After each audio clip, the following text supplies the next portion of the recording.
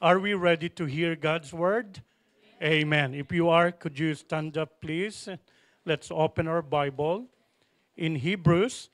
Remember, last Sunday I preached from the same chapter, Hebrews chapter 6.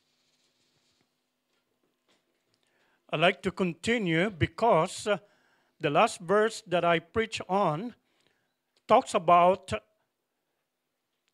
that you do not become sluggish, that's in verse 12, but imitate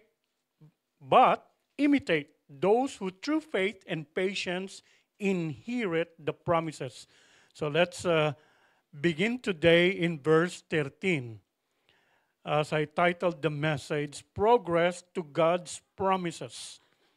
We must progress to God's promises. Verse 13, for when God made a promise to Abraham, because he could swear by no one greater, he swore by himself, saying, surely blessing I will bless you, multiplying I will multiply you. And so after he had patiently endured, he obtained the promise. For men indeed swear by the greater, and an oath for confirmation is for them an end of all dispute. Thus God, determining to show more abundantly to the heirs of promise the immutability of his counsel or purpose, confirmed it by an oath, that by two immutable things in which it is impossible for God to lie, we might have a strong consolation who have fled for refuge to lay hold of the hope set before us. What is this hope? Verse 19. This hope we have as an anchor of the soul, both sure and steadfast, and which enters the presence behind the veil, where the forerunner has entered for us, even Jesus, having become high priest forever, according to the order of Melchizedek. Let's bow our heads for prayer. Oh, Father, thank you for your word is living, active, and powerful, sharper than any double-edged sword, penetrating between the dividing soul and spirit, between the bone and marrow, and even judging the attitudes and intents of our hearts. Holy Spirit, you are the great preacher. Please speak to each one, to every man, every woman, even to the young ones, so that, Lord, you would transform us in accordance to the power of your word. And so, Lord, help us not just to be hearers, but above all, doers of your word.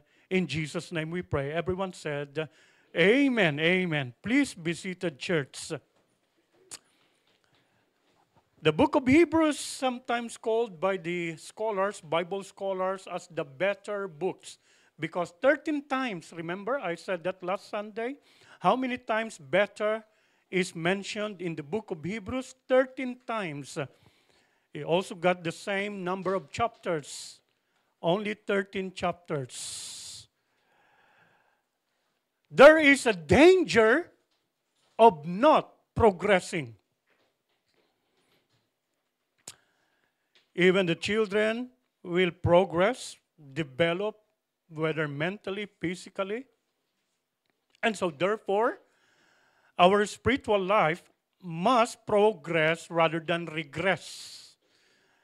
In the beginning of this chapter, it was said that those who did not grow, those who did not become fruitful, they drifted away from their faith. They were unfruitful, meaning to say, they were backslidden. They went back to their old sinful life. And that's a dangerous thing to happen, brothers and sisters, family. So we must continue to grow in our faith. There's no question how we've grown physically, from a baby to a toddler now to so on and so forth, being adult, we have grown. But how about spiritually? So, the Bible says that we are purpose for better things, greater things, most especially in our spiritual lives.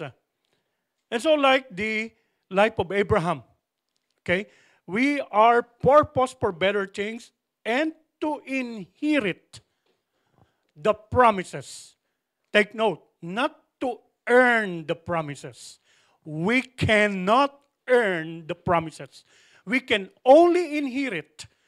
It's through our faith to the Lord our God, and it is God by His choice to whom He will fulfill His promise. Not by our own effort that we could earn the promises of God. It was given as an example how Abraham claimed the promise of God. And that's what I like to focus on today. We must progress to the promises of God. How many promises of God in the Bible? Can anyone tell me? More than 7,000. But the question is, have you claimed every one of the promises of God? Have you claimed it? When God promised you that He would save you, have you claimed it? When God promised that I will protect you, so fear not, for I am with you, have you claimed it? When God promised that I will guide you and direct you, and that you would not be lost, but you would reach your destiny, have you claimed it? That's the real question, is about claiming every promise of God. And in the words that we would learn today, God even swear. Took an oath. This is a very strong manifestation that God will fulfill His promise. Because He took an oath. There is a incident in America, maybe you've heard about this, about mainly the story of two men. By the way, this is a true story that became a movie back in 2015. Those who are fond of watching movies, maybe you've watched this. But I only heard this, but I like to watch this movie, The Captive. Okay? It's a British guy, actor, that played this Brian Nichols, who was charged with rape. And to make long story short, in the courtroom, he suddenly took the gun of the sheriff or the police and shoot the judge and the sheriff and another one. One of the works in the courtroom. So I think 3 or 4, he shot them. So he escaped. So a manhunt was ordered to look for him. So he was at large. This is in Atlanta. And some of you are nodding, so you've heard this story back in 2005.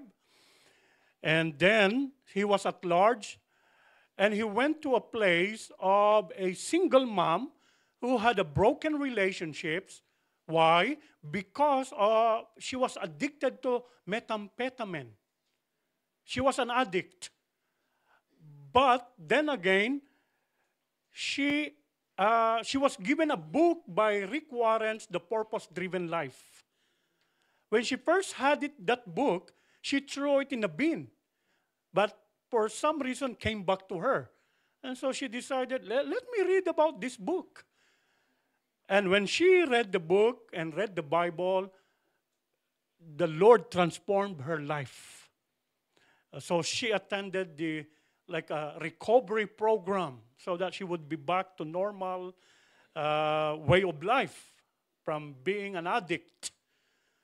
But this criminal took her and her child as an hostage. You know, the criminal that ran away, that escaped. So he took this, her name is Ashley Smith, as an hostage in her apartment. So make long story short, I know your mind is, oh, yeah, you know the movie. That's why I can see your eyes. Oh, okay. So make long story short, she was reading the Bible and the Purpose-Driven Life. And the hostage taker, who is about to take her life and her child's life, was curious. What are you reading? And then she told about the Bible and the story of the purpose-driven life. And that changed the life of this criminal. And so, with the help of Ashley Smith, he was handed to the authority. Okay? Surrendered his life first to Jesus and then to the authority. And he was in jail. Until now, I think. Yeah. Of course, he has to be imprisoned. But the most important thing is he found hope in the promises of God, the purpose of God. For Ashley Smith's life, the single mom, and also, what a purpose of God, isn't it? With so many people in America that he would take as an hostage, he took an hostage of this single mom who just had an encounter with Jesus and shared the gospel of salvation to this criminal who was turned as a believer, committed, devoted Christian now, even while in prison. So, the Bible says that the promises was given to the children of God. And like Abraham, he claimed the promise of God. There is certainty of God's promises. You and me shall never doubt the promise of God. God will never, how many times I could repeat, never break His promises. People oftentimes break promises.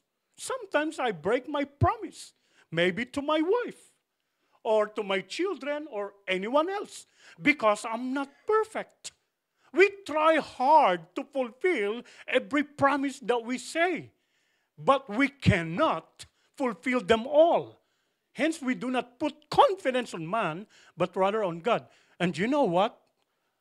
If I tell you honestly, there are lots of people, even in the church, who had given me a promise. And until now, I'm not expecting too much. Until now, I say to the Lord, did you remember what He told me, that brother? And the Lord said, yeah. But the Lord telling me, don't put your hope in that brother, because you will be disappointed. Put your hope in me. Okay, Lord, I'm not going to expect too much from that brother or sister. Maybe the same with you. You know, people gave you promises. And the worst of all is, you meet them almost every week. This is the one who promised me, and until now. So, I suggest, so that you would not be burdened, don't expect. Hello? Expect from God. Expect from God first. Someone told me a story. This is, I think this is in Canada or somewhere. I was invited, and she told me a story. Someone owed her a lot of money. Million pesos, Philippine currency. And she was so frustrated, disappointed. You know, the person promised her to pay her, and it's been years. Could you imagine? Years. And she's not been paid. But the Lord spoke to her, listen, don't expect from him. Expect from me. And so, Lord, it's all yours. I'm just getting burdened. I'm just getting disappointed, especially if I even see his postings in the Facebook. You know what I mean? So he's getting burdened. She's getting stressed. So she gave it all to the Lord. Do you know what happened when she committed to the Lord? She was not expecting. That guy messaged her and he started to pay his debt. You see? Glory be to God. Hallelujah. Now don't look to your neighbor now. Don't look to your neighbor. Okay? You do not owe anyone. You owe God. Okay? Unless you really owe someone, then you need to pay that. But God will never break His promise. God's promises gives us hope. And so we must hope in His promises. You know, when God promised that I will send the Messiah, He fulfilled it. And so, when God promised Messiah, then we hope in His promises. And this promise also gives us hope. It's vice versa. The promises give us hope, and we hope in these promises. For we know God has the power to fulfill every promise that He has given you and me. With no doubt. In some version of the Bible talks about you must be fully convinced with no shadow of doubt that what God promised to you, He will do it. Definitely He will do it. Look at Romans chapter 4 verse 21. Romans chapter 4 verse 21. This is Abraham again. Abraham. And being fully convinced that what God had promised, he was also able to perform. And being fully convinced that what God had promised, he was also able to perform. What is the Bible talking about this promise to Abraham? Did we remember what God promised to Abraham? That you would be the father of many nations. But what's the problem during that time? Sarah, his wife, is not getting pregnant. God, how can be a father of many nations and yet my Sarah, my love, my wife, is not pregnant? Until Sarah reached old age. Okay? They waited 25 years. Could you imagine?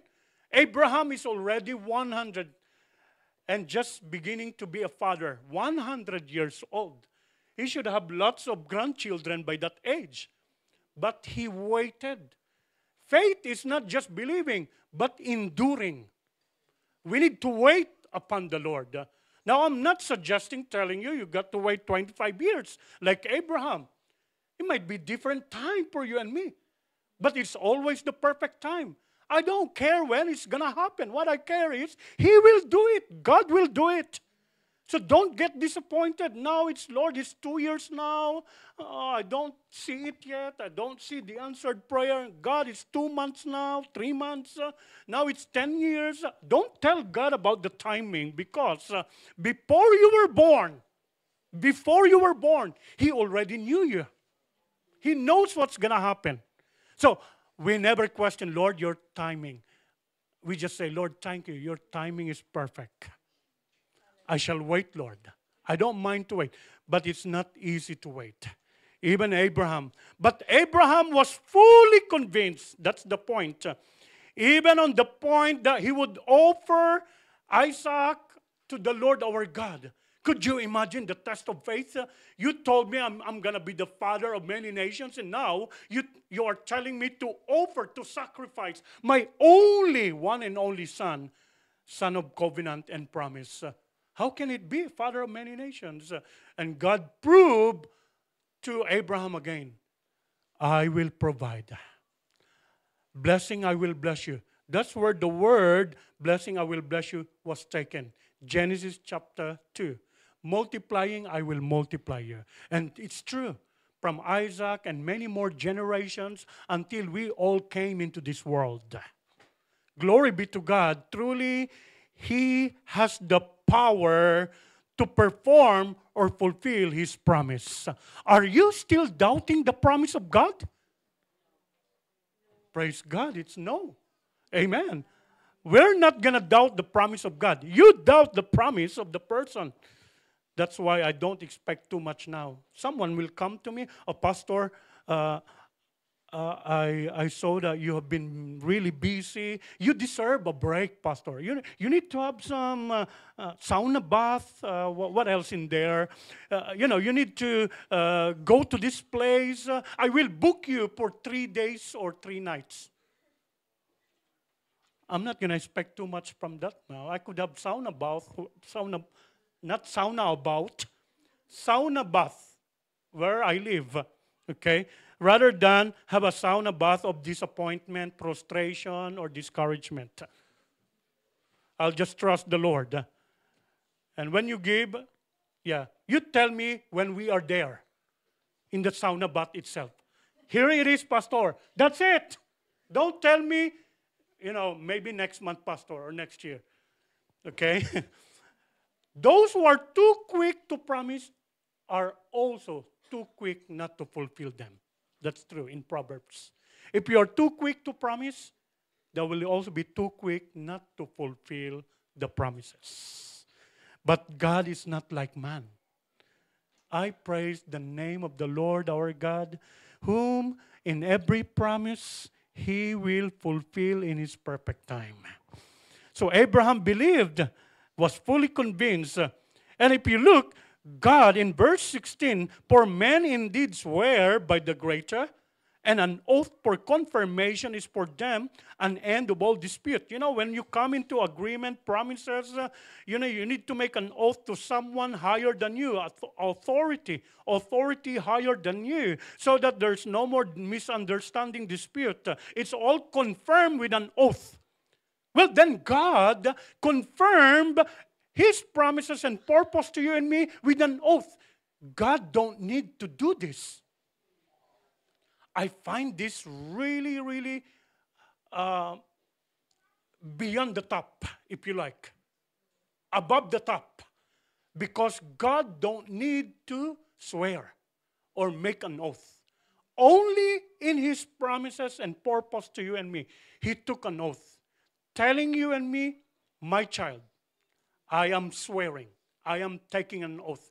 He is the far greater authority. No one is greater than Him. But He took an oath to tell you and me, I tell you now, every promise I told you and every purpose I have for you, I will fulfill them. I will fulfill them. He will never break it. He will never change His mind. God's mind never changes. Everything is possible with God. There's only one thing that is impossible to God. What is it?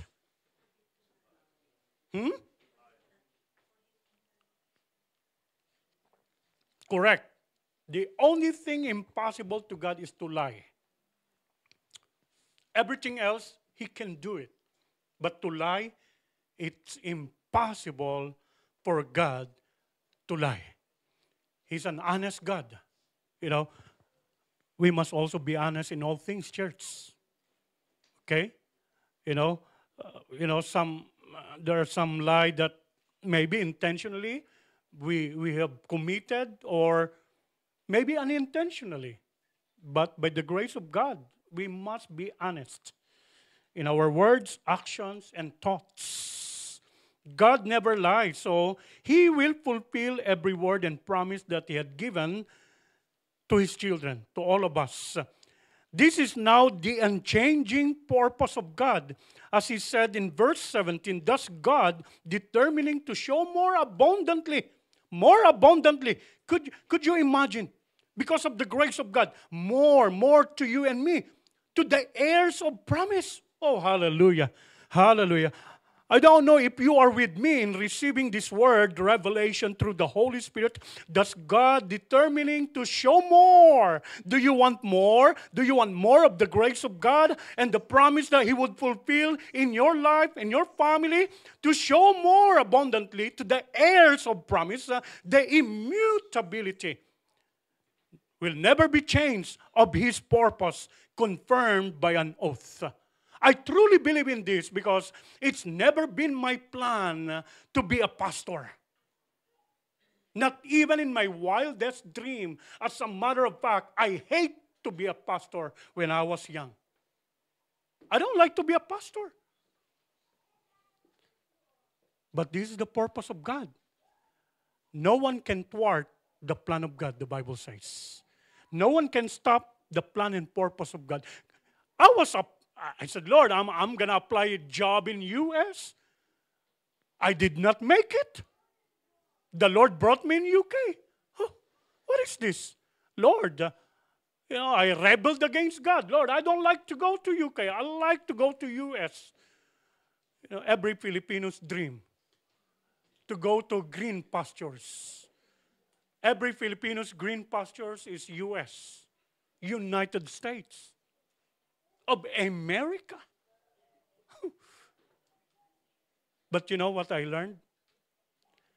Green pastures is not on the other side. Where you water it. Where you water it. God brought you where you are. Be faithful. Trust God. Be fruitful. There. That's a green pasture. Did you get that, church? So, the Lord brought me in UK. I don't have any idea about this UK, to be honest. What is this in UK? And I came with a different English.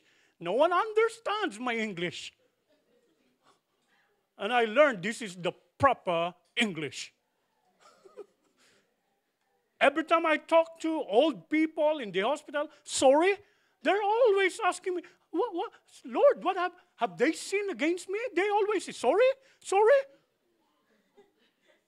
And I learned they could not understand me. That's why they say, sorry, sorry.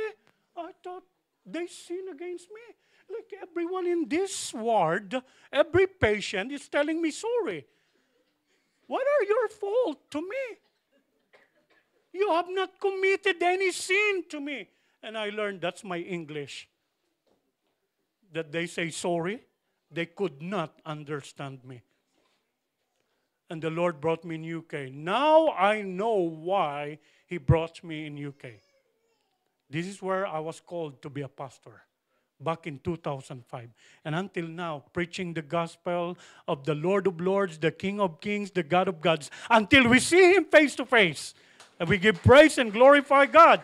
You never know, brother or sister. You never know. In God's perfect time, you are also called by God. Whatever purpose of God in your life, the Lord brings us to a place with purpose, and that purpose will take place. I'm not going to leave earth without the purpose of God being accomplished. God will make it to pass. And when the Lord says mission accomplished on earth, we know the next destiny is far better than earth. And that would be in eternity, in God's presence forever and ever and ever and ever. Wow. We're looking forward. But while we are on earth, be strong, endure, persevere. Look at Proverbs 19:21. Proverbs chapter 19, verse 21. There are many plans in man's heart. This is true. Oh, I made many plans before. But the Lord's purpose will prevail. Even who to marry, I plan about that. It doesn't mean that the wife I've got is a mistake. No, never a mistake. It was truly God's purpose. There are many plans in a man's heart, but the Lord's purpose will prevail. Always, His purpose stands forever, the Bible says. It will stand from generation to generation. There are times you want to avoid the plan and the purpose of God, but hey, the Word of God is powerful. His purpose, no one can thwart it. No one can stop the purpose, the plan of God being fulfilled to you and me. And by the way, church, His purpose and plan is for our best. I had not received or heard any plan and purpose better than the plans and purposes of God. Even my parent, when I was young, don't even have a plan for me. She asked me, my mom, many years ago, what's your plan in college or university? Well, you see, they don't have plan for you. But God had already planned everything to you and me. From womb to tomb, if you like. Even before womb, you were conceived. God already planned. Oh, we can just rest assured in the purposes, plans of God. So do not worry too much, brother. Do not worry too much, sister. All right? There was a time that some of you are here and others are in the outreaches. You know, you were telling me, Pastor, I'm going to go home now. The home office had refused, denied my visa application Many years ago, I think you would remember this vision I had and dream. But I had a dream and vision of the home office, even in the courtroom, those who are applying for visa, had been refused, denied, appealing. They keep coming back, not giving up. I saw these people. There were those who gave up, then they were sent home. But there are those who did not give up. I saw this clearly in my dream and vision. But there are those who keep coming back to the home office, even to the court, keep coming back. They did not give up. All right. So I woke up from that dream. And the Lord led me to Luke chapter 18. What is Luke chapter 18? Remember that parable of the persistent widow. That's where God led me. That we must pray and never lose hope. We must not give up. We must not lose hope. And so, getting the revelation of God's word, I spoke to those who are applying for visas. And some of you are here. And you took the word of God. You did not give up. Look, some of you are British citizens now because of God's purpose. If it is not God's purpose, you've been sent home long time ago in Bethlehem, as the song says. But because of God's plan, you were not sent home. Why? You are not here to make crime.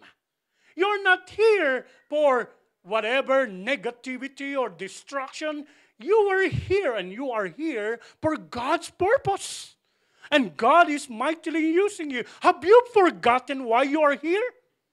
Even when we come together in gathering of worship, we must not forget, why am I in the church? Why? Why am I here? I'm here because of the Lord. I'm here for the presence of God. I'm here to hear from God. There's a purpose in everything. So let us live a life of purpose. For the Lord's purpose will always prevail. And this is what gives meaning to our lives and what we do. When you do it with purpose, it gives so much meaning. People are losing hope. Now, in the verses to follow, verse 19, look with me. Verse 19. Now we know the purpose of God will come to pass because God even took an oath, promised an oath. He will not change his mind. So there's a consolation, the Bible says there in verse 18. And then that we must to lay hold of the hope set before us. What is this hope? Verse 19, this hope we have as an anchor of the soul, both sure and steadfast, and which enters the presence behind the veil. Listen, there are two metaphors mentioned. The veil, the anchor and the veil. Okay? The anchor and the veil. What is the purpose of the anchor? This is the anchor for life, or the anchor of our lives. What is the purpose of the anchor or anchor? Okay, for stability. So that the ship or the boat would be steady, would be secure, okay? So that the ship or the boat would not drift away or would not be even blown by a strong wind. All right? That's the purpose of the anchor. What is the anchor? Our hope. Our hope is sure and steadfast anchor. By the way, this hope is not wishy-washy. You know, when you wish, no. It's not even positive thinking. Although I've got nothing against optimism, because optimism is better than pessimism. But positive thinking is lacking. Positive thinking, optimism is psychological. But hope is biblical. It's based on the Word of God. And we learn that Jesus is our living hope. That's what the verse is talking about. It's not just wishy-washy. It's a confident expectation that what He had said, He will fulfill. And that what is to come, we can hold on to it because every word of God will not fail. That is hope. Hope and faith will never separate. They come together. It's a confident expectation that God will bring it to pass. So, we anchor our lives on Jesus Christ, the living hope, so that we would not be drifted away. You be watchful, my brother or sister. The devil is working. He's not sleeping, by the way. The devil is not sleeping. Oh, a child asked me, "Oh, Pastor, will he not get weak? Will he not be yawning and will be sleepy?" No, the devil is not sleeping. Okay? Devil is always looking for someone to devour. Be careful and be watchful that you're slowly drifted away from the very presence of God. I want you to be strong and steady, trusting the Lord. That's the anchor. The bigger the ship, the bigger the anchor. Am I right? You cannot use a small anchor for a big boat. You need a big anchor for a big boat. That's how it works. Isn't it? The Bible says, to show more abundantly. There is more God has for you and me. His promises to the heirs, but we need to have a big anchor. Our faith must grow and grow and grow. And that we will be strong and steady no matter what. Immutable, immovable. I'm not going to be moved. Even the calamities of life, I will not be moved. I put my trust in you, God, for you will fulfill it. I know, I believe you will fulfill it. That's what the Bible is talking about. So, this is not the hope that is wishy-washy. The hope was put on the cross, but on the third day, He rose again. This is living hope, church. I'm not going to buy any other hope that the world is telling us. I found the new living hope. This is it, Jesus Christ. On the third day, He rose again. Could He have not rose from the dead? I will not believe a biblical hope. I will not believe this living hope. It will be a dead hope. But He is alive. And He is working and moving in our lives. So anchor your life on Jesus, so you will be steady. Because if not, a little challenge come to you, you will be moved. You will be shaken, and others are going back to the old self. That's what the Bible says at the beginning of this chapter. Others drifted away from the presence of God. But I encourage every brother and sister, anchor your life on Jesus. He is the living hope. Again, I said optimism is good, but it's lacking. Yeah, I would prefer, there are people who are positive thinking, that they say, yeah? But the problem with positive thinking, it denies the reality.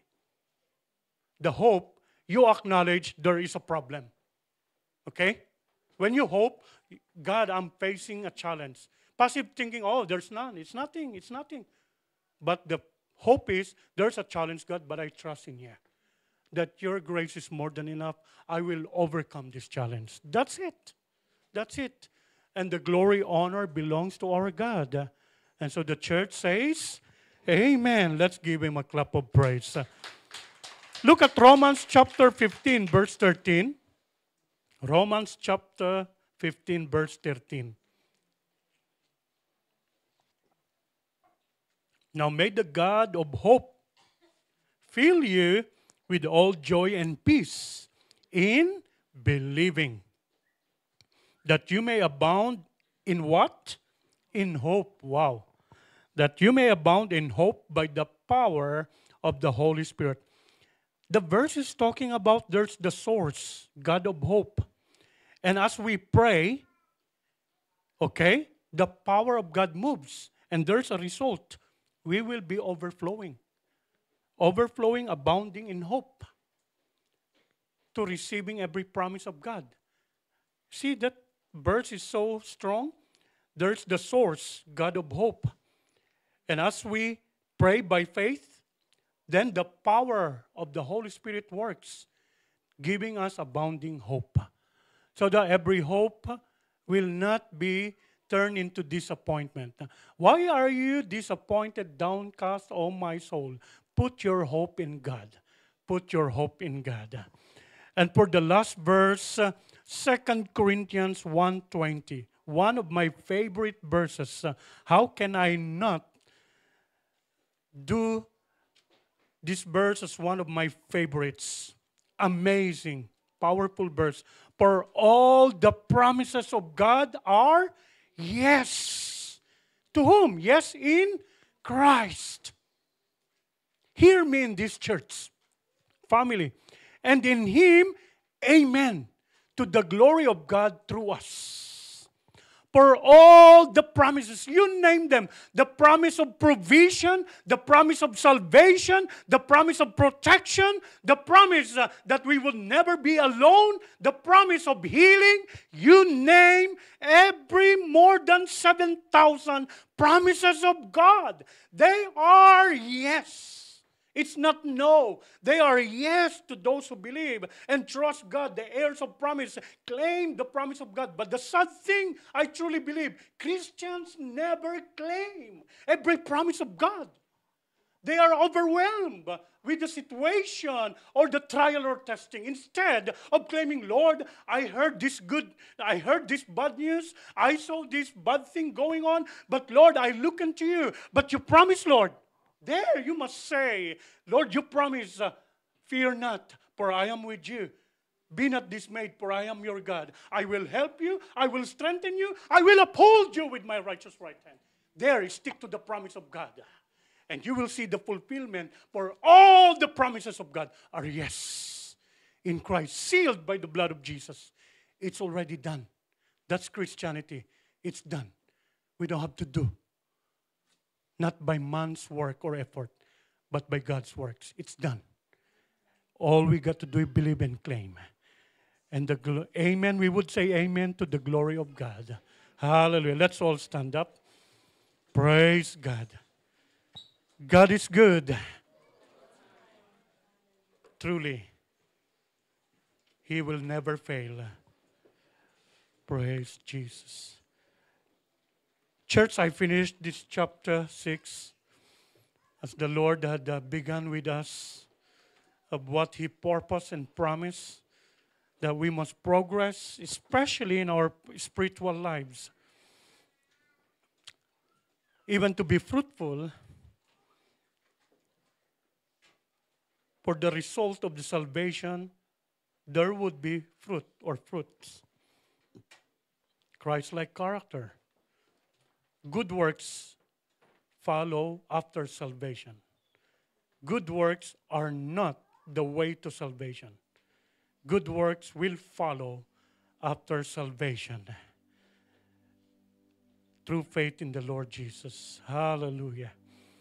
And we must move on to claim every promise of God.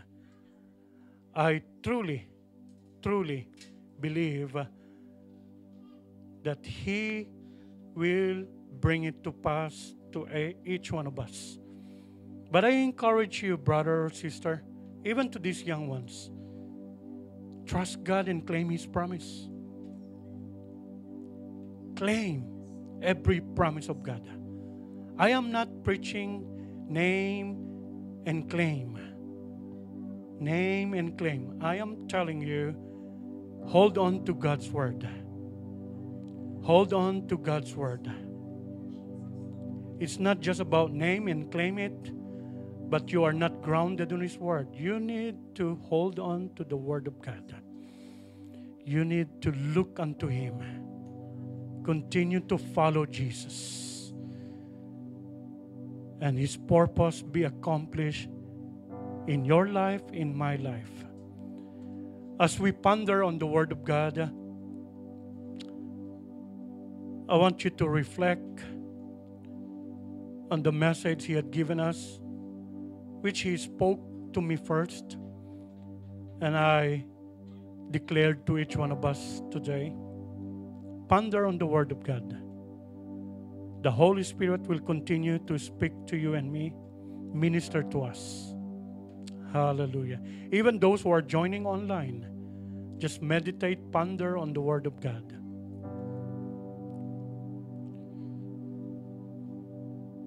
Father, we thank you for your Word. Truly, your promise or promises are certain. They are absolute. Even your purpose and plan would never change. For you never change, God. And that, Lord, we can anchor our lives in that living hope. You are the living hope of our lives, Jesus Christ. We will anchor in every moment, no matter what the circumstance. Bad times, good times, we will anchor unto you, Jesus, so that we will be steady, strong, and secure, and will not be drifting away from your presence. Thank you, Father, for speaking to us. Help us, Lord, to flow with your word, and that we will claim every promise that you have for your children. For we are the heirs of your promise through faith in you, Jesus. Thank you, Lord. Thank you. Great, great promises. Amazing promises that you have said to us. It's all done for you, my son, my daughter. It's all done. On that cross, I sealed all the promises of God for you. Hallelujah. Thank you, Lord. We praise you.